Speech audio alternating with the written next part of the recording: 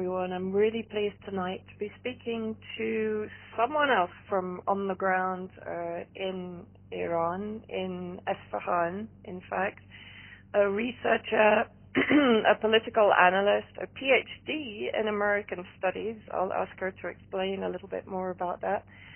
Setareh Sadeqi, welcome to the show, such as it is, to the podcast. Thanks. Really pleased to have you on. Thank you, Vanessa. It's great to be talking to you. Can you just give the audience just a little bit of background to yourself, what you do, a little bit? I know that you're a political analyst. Just explain a little bit about your background and your own views on what has been reported in Iran very recently. Sure. So I did my bachelor's degree in English translation, and I have worked as a translator and interpreter for many years, freelance. And then for my master's, I did Middle East studies and my PhD in American studies. My dissertation was about the Nation of Islam as some sort of social movement in the United States, and I did propaganda analysis and the rhetoric of social movements. I have worked as a freelance researcher. I have sometimes written for different news outlets, but it's been a long time that I haven't because I'm doing more teaching these days. Yeah, so I defended my dissertation 2 years ago, and since then I have been teaching and doing research, freelance research for a couple of institutes. Great.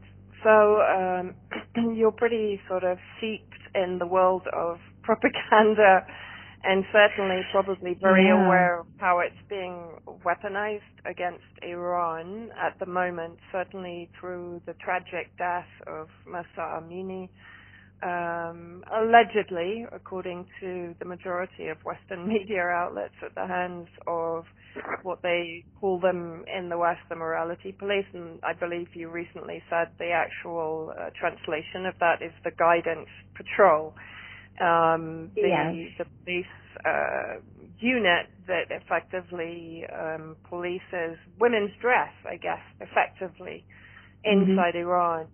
I think the point that I want to make is the differentiation between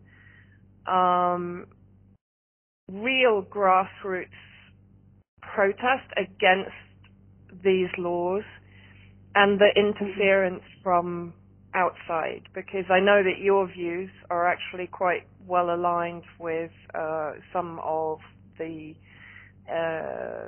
beliefs that are being expressed outside of Iran, but that you also have,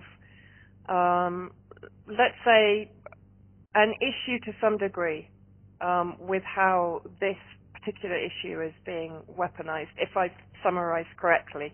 You can tell me if I haven't. No, I just lost your voice for a few seconds, so can you please repeat the last part of your question? Yeah, just that my understanding from listening to your interview with Max Blumenthal is that you also have some issue with the policing of women's dress, for example, in Iran. Yes, but you're also aware of how that has been weaponized by Iranians in diaspora that potentially have links to Western agencies that are looking to destabilize Iran. So for me, this is a very interesting position, because for people to understand that it's fine for people living in the country to have grievances, to have problems, to have issues, that they should be allowed to resolve those issues themselves. Having lived in Syria, I've seen exactly what happens when it is taken over by Western agencies and it's weaponized to destabilize that country. So first of all, what are your views on the issue? Mm-hmm. And then how do you perceive the Western hysteria over this issue in particular? Yeah, that's correct. As someone who believes and observes hijab, I also believe that the guidance patrol hasn't done really anything positive, and there are a lot of, I mean, I'm not the only person who believes in hijab and is against the morality police, as they call it in the West. Just well before the tragic death of Masha Amini, there was a campaign online using hashtags, but in Persian rather than English. And a lot of people were calling for the abolishment of the morality police. So the discussion and the discourse was already there, not just a few months into the tragic death of Masha Amini, but for years it's been there and people have been discussing it. There was even discussions and debates on the state TV about it. So it's been a topic that has been discussed during many years. And at some point, I mean, even religious scholars started talking about it and saying that this is doing more harm than good. And I personally and a lot of other people were being really hopeful about changes because we could see that even religious scholars are getting into it, and it's going down probably fruitful path. But then the tragic death of Masha Amini happened, and obviously people were very angry at what happened. And I mean, even though the CCTV footage shows that she was not beaten, and that's a narrative that is believed by many people inside Iran, it still doesn't change much about the fact that a young girl died in custody only because of the way she was dressed. And we find it very unacceptable. That's something that we really want to demand the government to change. But seeing all the hysteria online, especially on Twitter, that the hashtags regarding Masha Amini have already broken a record on Twitter, like a historic record. And this happened at a time that we in Iran were having problems connecting. I mean, especially in some cities, and we're having problems connecting to the internet. And it also came at a time, I mean, this was despite the fact that there aren't that many Iranian users on Twitter, because Twitter is not, for example, as popular as Instagram in Iran. So it was very obvious that what we were saying online, especially on Twitter, was not reflective of what I was observing here and where I live at all. And to me, as someone who was pursuing that demand in my own ways, I saw an attack on the agency and credit of Iranian women, because I mean, if I want the government to change something, I don't need to use hashtags in English, right? I don't need to. I mean, that doesn't really make any sense, and I don't think that's something that has to do with anyone from outside. I've been obsessed with this quote from Malcolm X, because I think it resonates with how I feel. That where he says that during his famous speech, "The Bullet or the Ballot," that this is about our civil rights, and our brothers in Asia and in Africa and in Latin America have to stay silent about it. So this is exactly how I feel. Like, yes, we're forming movements, we're being active, and Iranian women are really powerful. You probably know well about it. It's like 57% of university students in Iran are women. Women are involved in different sectors of the society and the economy. And yes, there are inequalities, there are problems, we have issues with certain things, but we know how to deal with that. We have previously managed to change the law in favor of women by electing, for example, different parliament members, or by educating families and men, and there are female entrepreneurs, there are, activists around the country, and they're doing their job, and suddenly you see protests, which I think they started as very legitimate, and I understand the anger. But soon the main purpose is lost, and it's very difficult to see what exactly is being demanded. You see a shift from slogans that were calling for more women rights into regime change, and it becomes at some point. I mean, right now we're seeing videos coming from even universities, of course, by a fringe, using like very vulgar, misogynic, sexist, so-called slogans, which comes from literally a rapist mentality. And it's very difficult to want to be a part of that. Like, that's something that everyone wants to reject, and it's not helping us. I mean, it's making our struggle in Iran for more women's rights a lot more difficult and more complicated. So, yeah, I mean. So if you had to define what you would be looking for as regards an improvement in women's rights in Iran, how would you define that?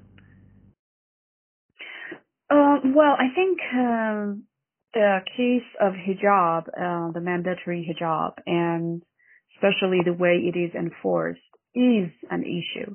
But it's not number one, not only for me who practices hijab, but also for many of my friends and colleagues that I have talked to. I mean, that's something that they definitely want to see improvements with. But for example, there are laws regarding like more marriage rights for women, or more participation of women in the political sphere, and in the like in business and everything else. We have improved a lot since the revolution. It's incomparable with what was happening inside Iran during the Pahlavi.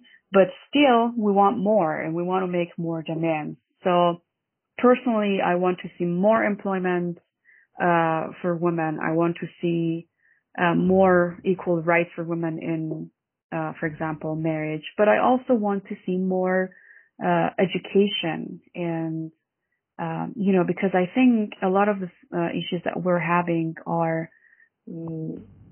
they're firstly cultural, and then it comes to the law. For example, I have friends who were part of the protest, either supporting the protest or participating in them, and their husbands wouldn't allow them, for example, to open a social media account or to travel alone, but they are chanting those slogans on the streets. So I think if there is anything to change, you have to start from your families. You have to start with educating the new generations and helping the men inside your families to understand things. This might not be very common, but if I can't change things within my family, then it's very difficult to hope for a, change outside and for the society. It has to start from the families, I think. And it makes me wonder, like, where is this going to get to? So far, the protests have just lost people, injured and killed, and without basically any tangible change at this point. Yes, I can see more women dropping their headscarves, walking on the streets, and I think that's a peaceful way of civil disobedience. It's probably more helpful than just going on the streets and burning things and making Molotov cocktails and throwing it at people and everything. That's probably a better way. But that's it. I mean, the protests, especially when they get violent, and when we live in a country, in Iran, there are so many terrorist groups at the borders, supported by the U.S.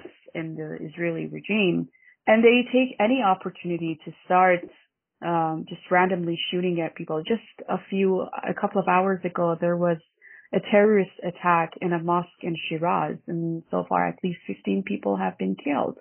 This is what happens when there is chaos in the country and when there are protests and unrest in the country. So, yeah. So part of the violence, if I understand it correctly from people that I've spoken to, is again very similar to what happened in Syria in 2011. Exactly. Was infiltration by, let's say, Western agents, whether that's groups like MEK, Mujahideen Kalk, based in Albania and Paris, that I know have been agitating inside Iran for some time and carrying out assassinations and sabotage missions on behalf of Israel, for example. But also I think what's fascinating and why I wanted to ask you what you specifically were looking for as a woman regards improvements in your life in Iran. Let me just compare this to a tweet that I picked up from Masha Amini, who's very, very clearly a US-backed agitator and agent provocateur, right? So the tweet that she put out 2 days ago, and I really want people to compare this to what you've just expressed as a woman inside Iran regarding the improvements that you want to see, right? So number one, stop negotiating with Iran. So presumably this is addressed to the United States, right? Expel Iranian diplomats. 3, close embassies. 4, boycott from the World Cup. And 5, legitimize the revolution. Look, I mean, it's kind of wonderful to speak to you because what you've just expressed is totally reasonable, and it's totally from the perspective of a woman living in Iran. What she has expressed, as you said, is the language of regime change. Exactly. And I mean, she and other people paid by the U.S. government, I mean, the fact that she's paid by the U.S. government is not something that even she denies. She said in one interview with the BBC that she doesn't care who funds her. That's exactly her words. So, I mean, it's like, I don't think there are any Iranians, there are probably a very, very small minority who would favor seeing the Iranian national team canceled. I mean, how does that help Iranian women or Iranian people? This is just, this is totally unacceptable. And she is someone who has pushed for sanctions on Iran, and sanctions have been hurting ordinary Iranian people. Like, there's her, and there's, like, recently there is Nazanin Bonyadi, who is a Hollywood actress, and it looks like she's being replaced. I mean, she's replacing Ali Nejad, because now Ali Nejad is already hated by so many Iranians for the things she has done. She was calling for storming embassies, and she had to actually delete a couple of those tweets because she knows that's not and she has been also insulting Muslims. She does that in Farsi because she knows that if she does it in English, then a lot of people will start you know, doubting about her intentions. But there's also Nazanin Bonyadi, who once said a couple of years ago that sanctions are necessary, and she compared them to chemotherapy when she was told that like, sanctions are hurting ordinary Iranians. And she was like, yes, but it's like chemotherapy saves you from cancer, but it also kills, like, healthy cells. That's exactly the mentality that she has had. And I mean, so killing Iranians is fine. Exactly. And it's interesting to know that she was a dedicated Scientologist who was set up to date Tom Cruise, if that's interesting for people to know. So she comes right. comes from a community that abuses women, and she wants to support Iranian women's rights. So it's just yeah. I didn't spend long. I was in Tehran for about 6 or 7 days a few years ago, just doing a tour of various universities and media outlets and so on, and speaking about Yemen and Syria.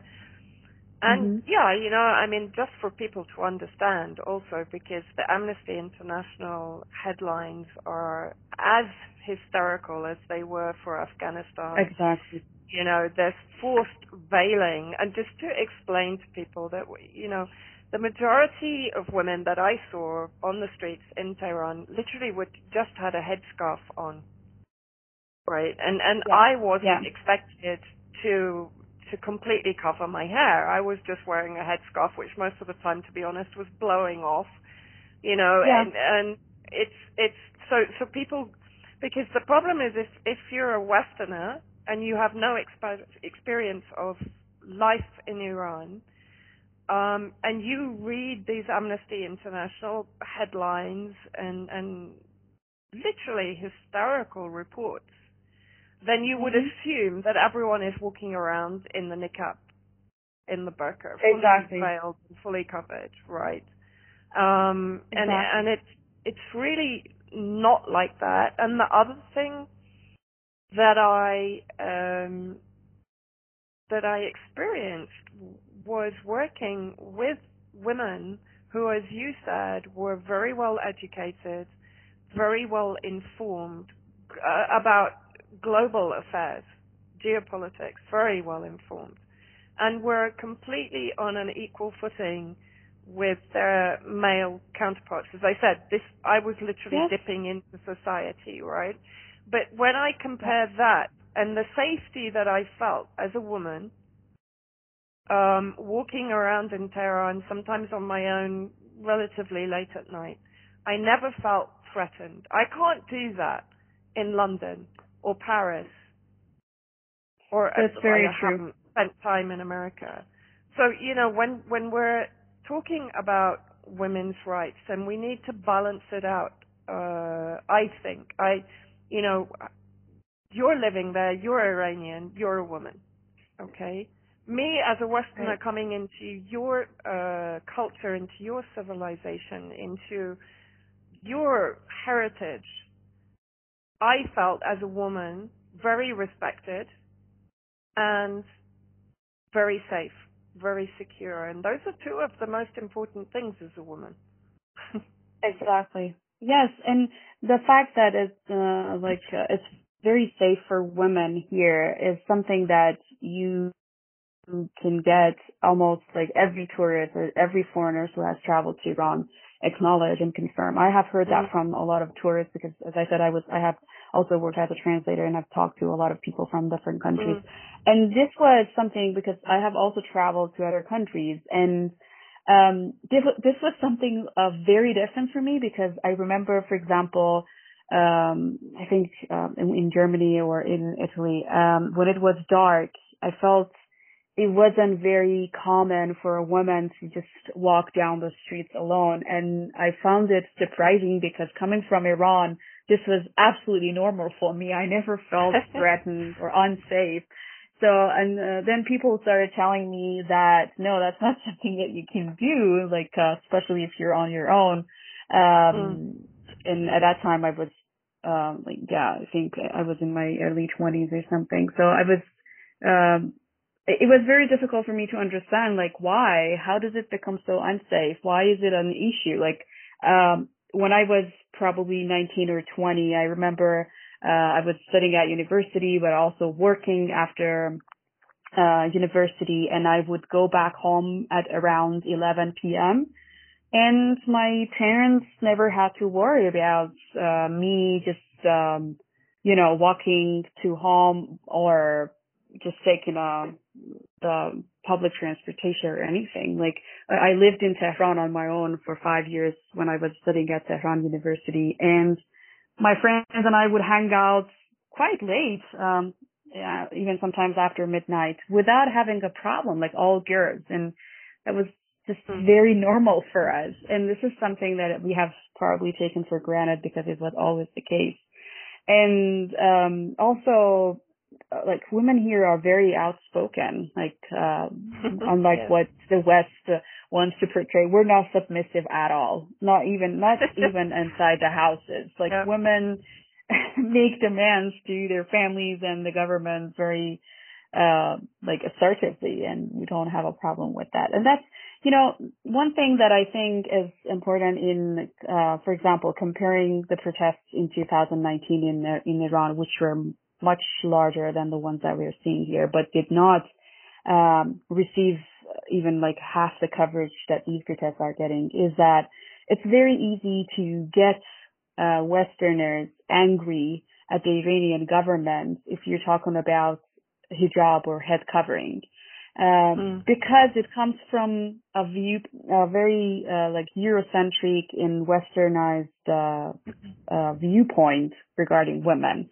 It seems that for many women or for many people in the West, it's very difficult to understand that women in different parts of the world might have very different notions of freedom and what it means to be a free woman. For example, personally, and this is also something that I have heard even from my friends who do not really believe in hijab, that this feeling of being safe and being protected, and this feeling of being able to speak what you want in the society and getting the position that you want, these are also a part of women's freedom and women's rights, and we're getting that. So we don't see any obstacle for achieving the other demands that we have from the government, and we can do that. I mean, it's also, I think, very important to understand that, the Iranian society is not monolithic. We have people coming from very different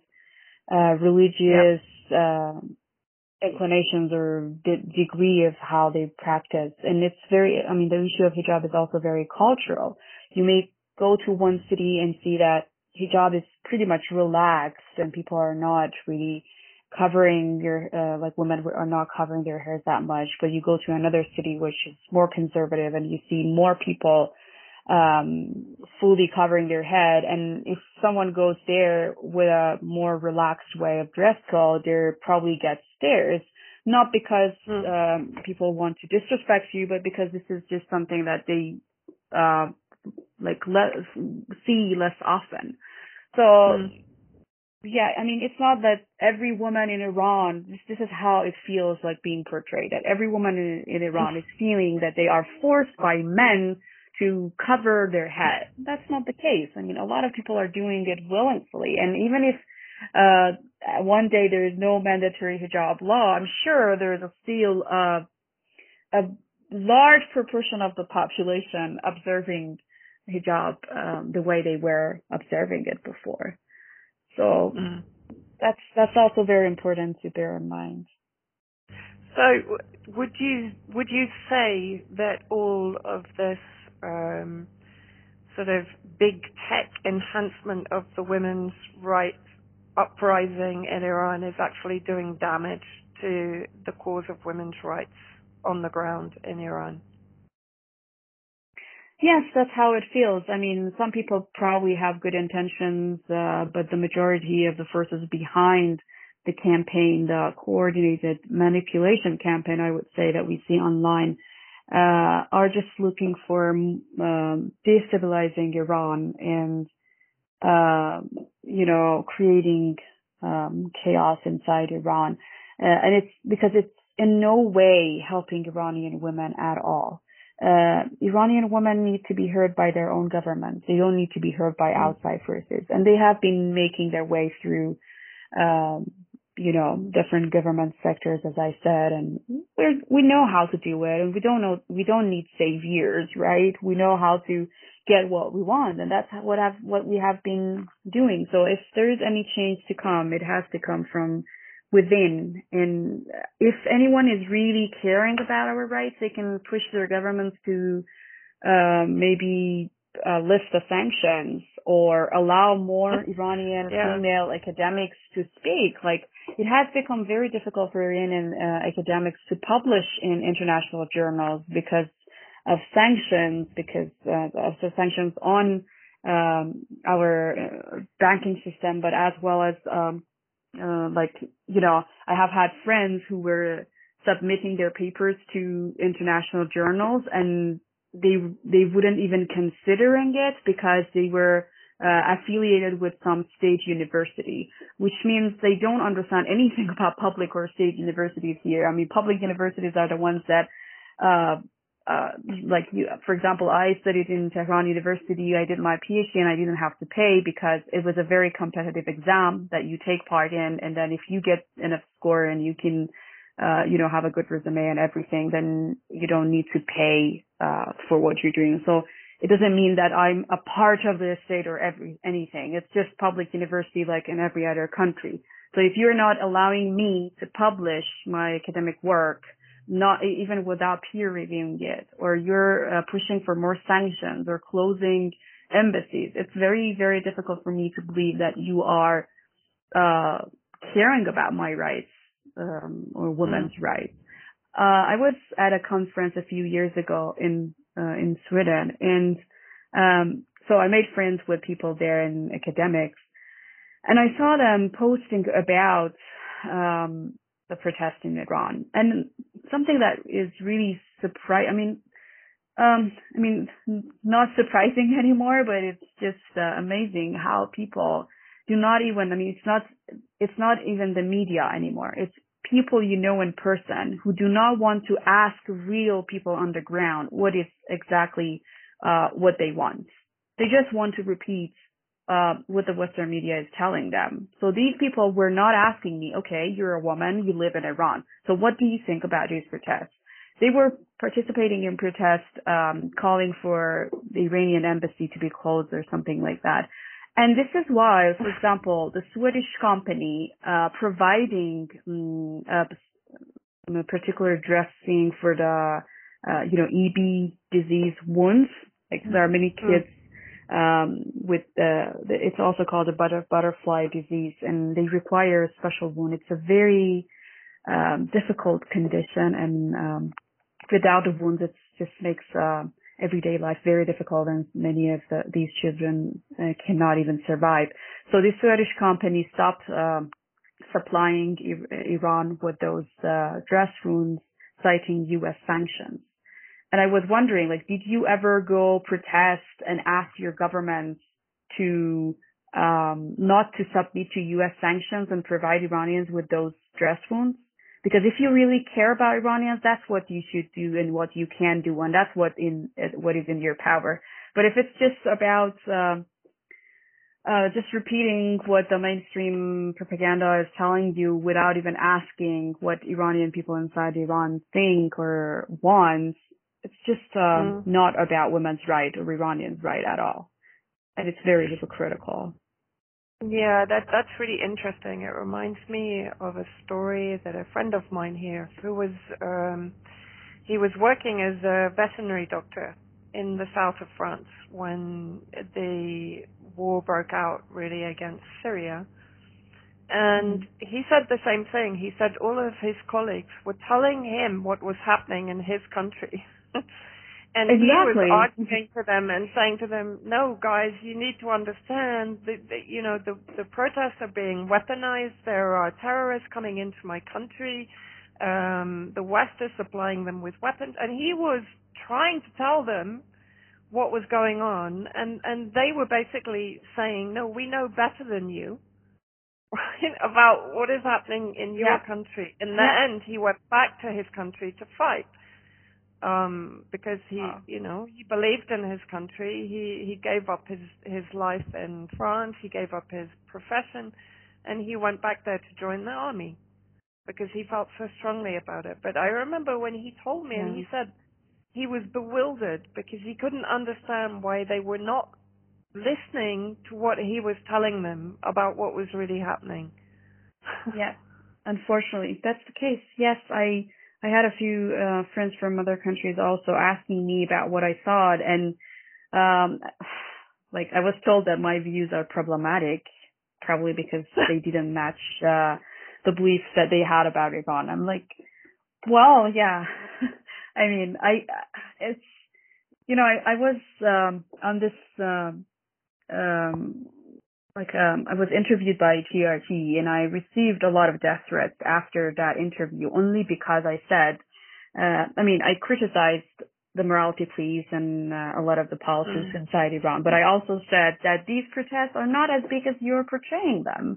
There are people, and these protests are legitimate, but there are especially in Esfahan where I lived, the protests were never significant, and that's something that you get a lot of people telling you, like normal life was never interrupted at any point.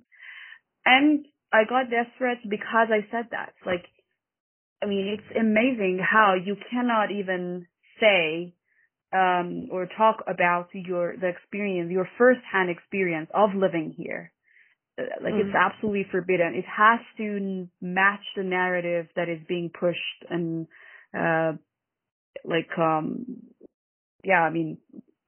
it's just being pushed so strongly against Iran. You cannot challenge that at all.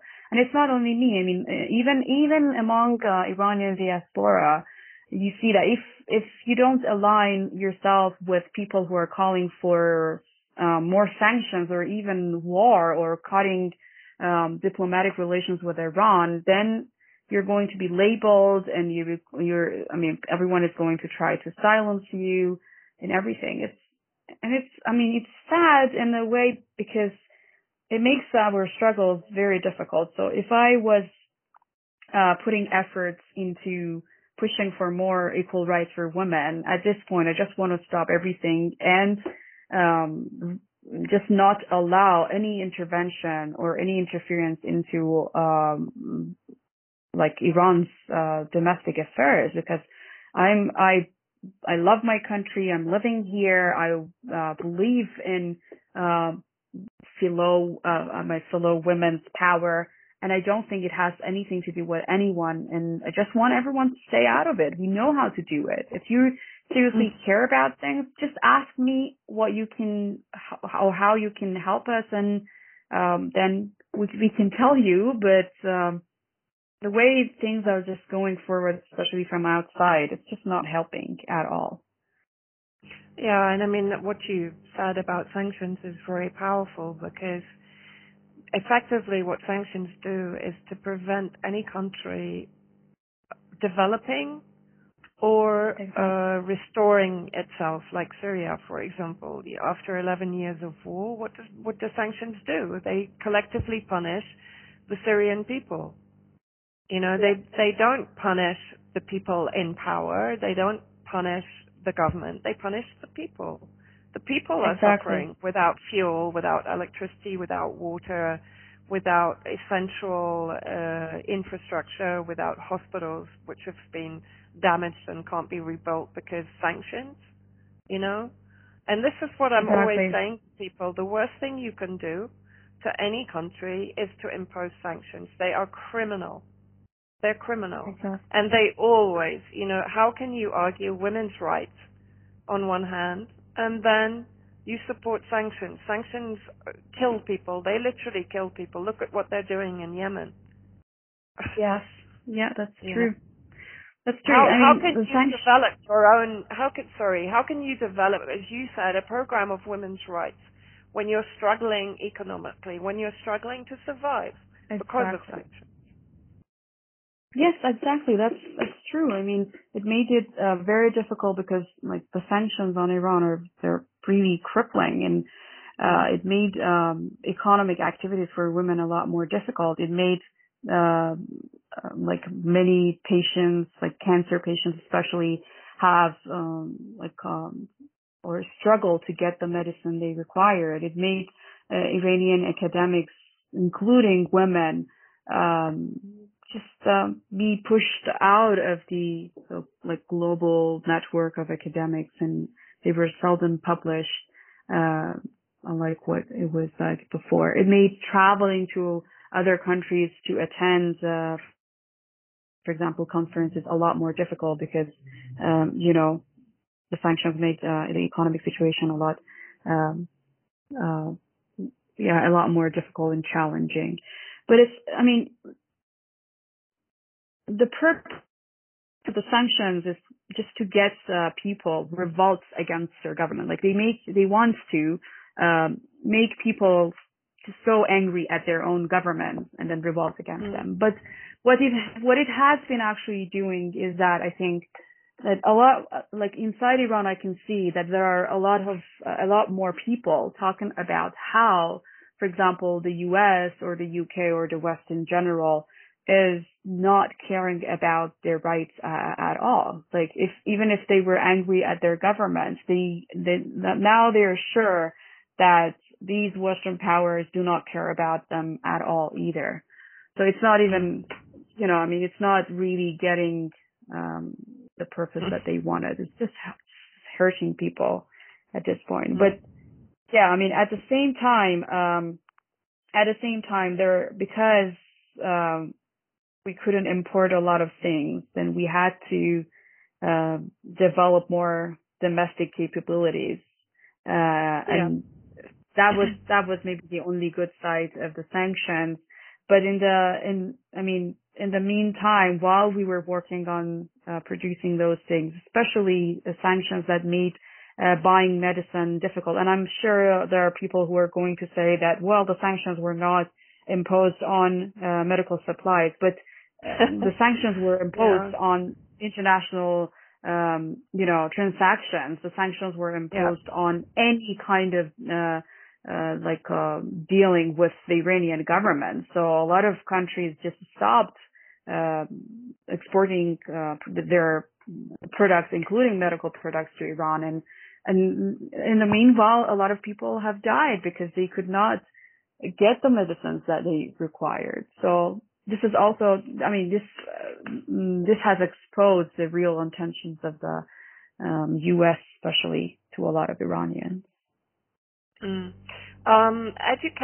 and healthcare is free in Iran, the same as in Syria, I think. Education is almost free, like for example, like public university, because we have different types of universities. Public universities are free. I just had to pay a very small amount for my dorm and the food that the dorm provided, but nothing for the university itself.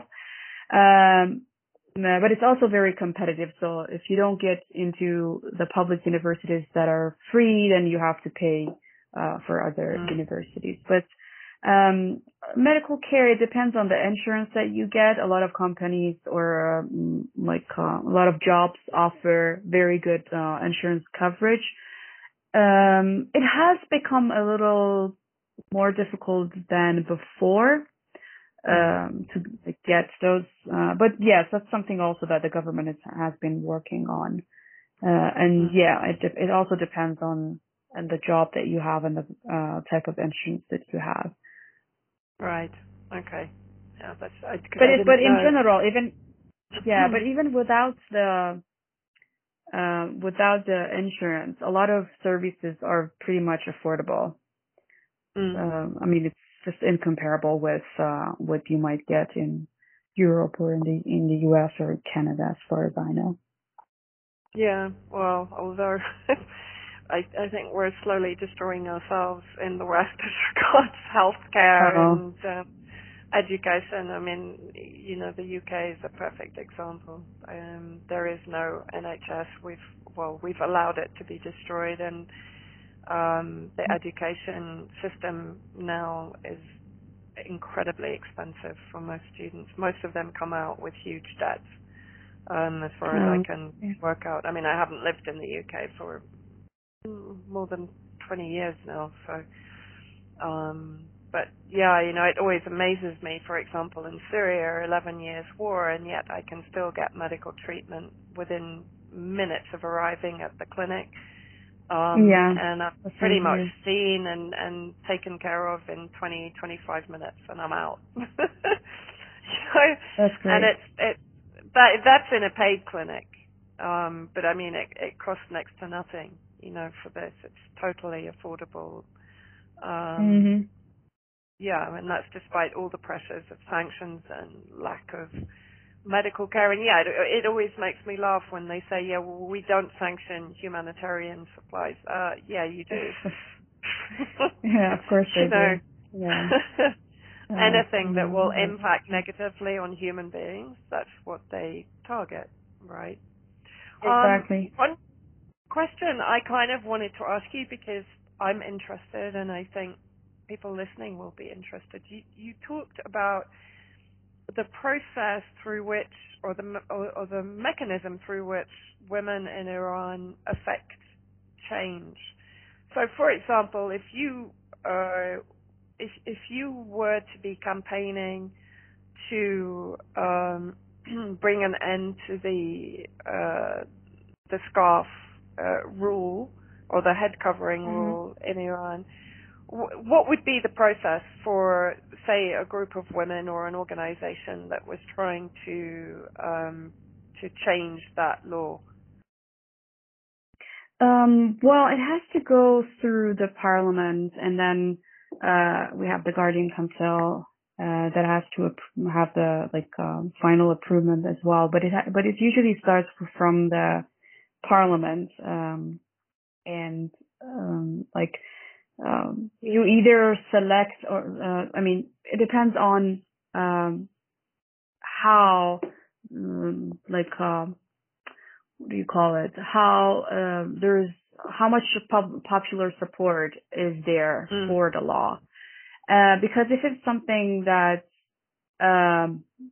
it's not popularly supported, it's very difficult to get a parliament member speak about it or bring it about in the parliament. And that's one thing that has been happening, especially with mandatory hijab, but not with the guidance patrol. The guidance patrol has already been brought up in the public discourse and the parliament's discourse, and that's something that has been discussed. But yes, that's how you do, by electing different parliament members who you think would care about that, or who in their slogans they have been talking about it. So far with the mandatory hijab, that's not something that has happened. I have never seen a parliament member talk about it because I think there's both the fact that there are not many people. There's not probably a majority still demanding that, or that's their perception by parliament members. So that's not something that they would use as their slogans. It's also because people are, especially during these years, more concerned with economic grievances. So if you see a member of parliament who's talking about that, you will think that they are just forgetting about the economic problems. Probably they're not prioritizing things the way they should. Maybe that's also one reason. I'm just guessing that's also one reason, because that's how I see inside the society, that a lot of people are saying that, yes, this is something that we want to change, we want to see changed, but that's not where we want to start. We want to start from more important issues, because it's part of the culture too. And the other thing is that, yes, I think the government is also very sensitive about hijab, because for years it has been a symbol of resisting imperialism, especially cultural neocolonialism and cultural invasion. So that's also something. Yeah, so that's also something that makes it difficult to see more demands for it. Yeah. So far, the people who have been elected into parliament have been even there was at one point there were people who were calling for more some sort of restrictions, because they were feeling that there is some sort of cultural invasion that is happening, and we're just ignoring them. But even the parliament members who once mentioned that in the parliament a few years ago, which became very controversial and people were just talking against it, they have shifted from that stance, and now they are talking about how we have to let people decide and how we need change. Interesting.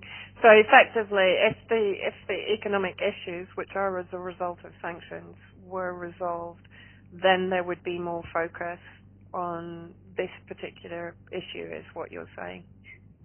Yes, that's one thing that I think would happen. And the other thing is that if there is, the more bogus and hypocritical support that is seen from outside, the more difficult it becomes inside. Yeah.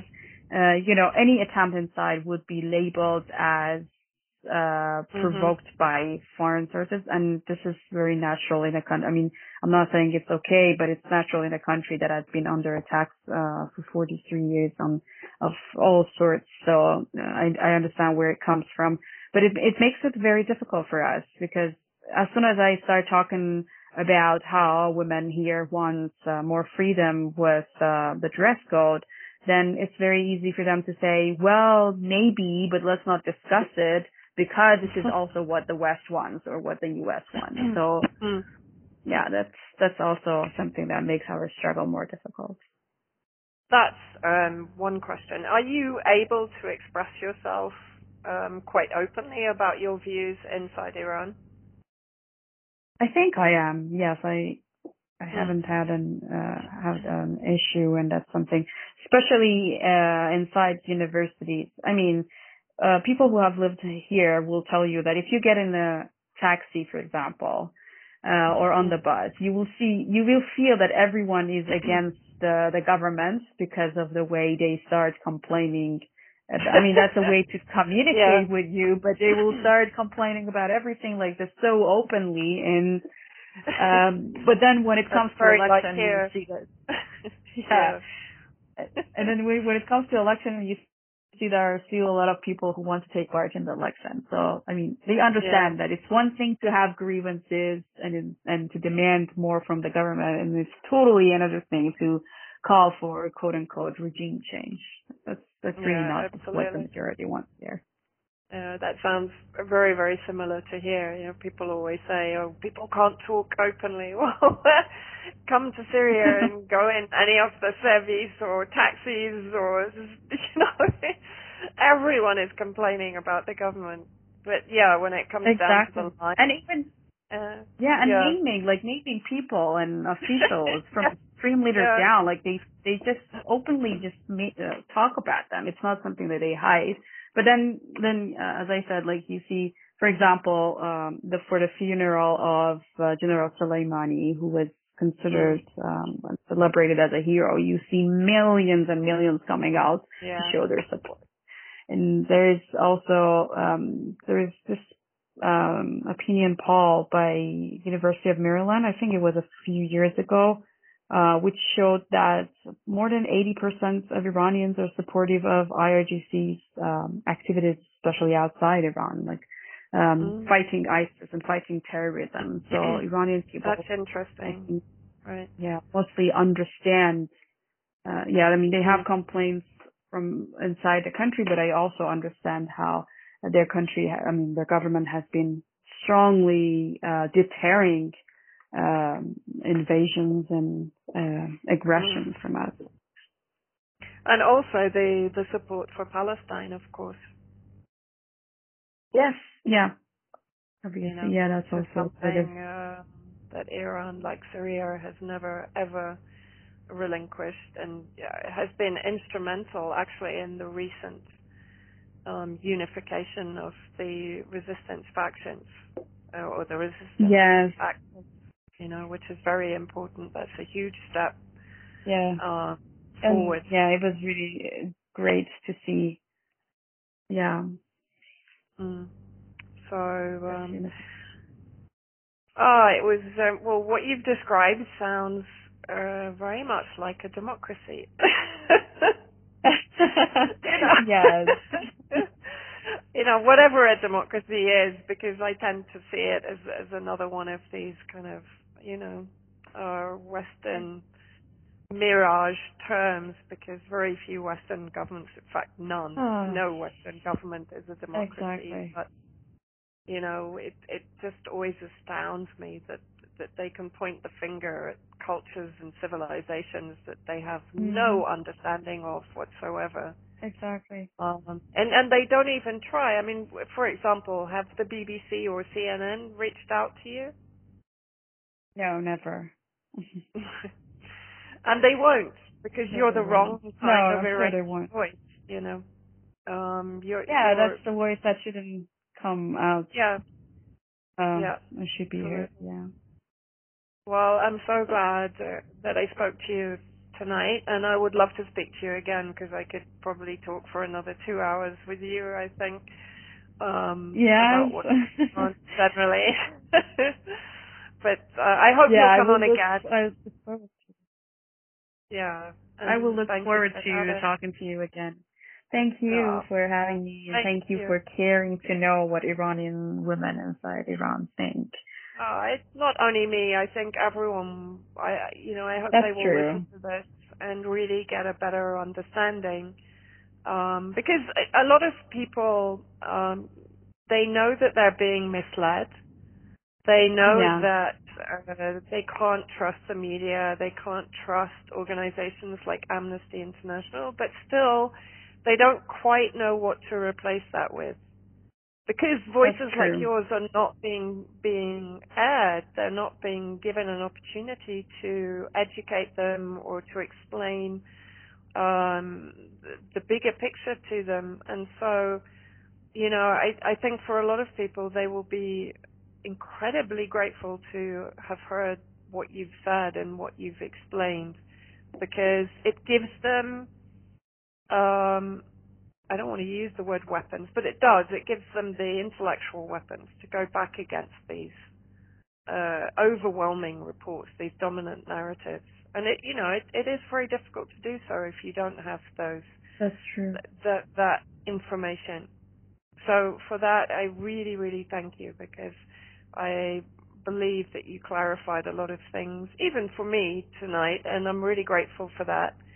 And let's catch up again and go through some other bits and pieces if we can in a few weeks' time.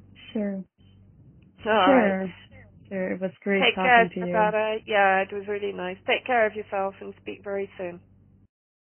Thank you. You too. Stay safe. Bye.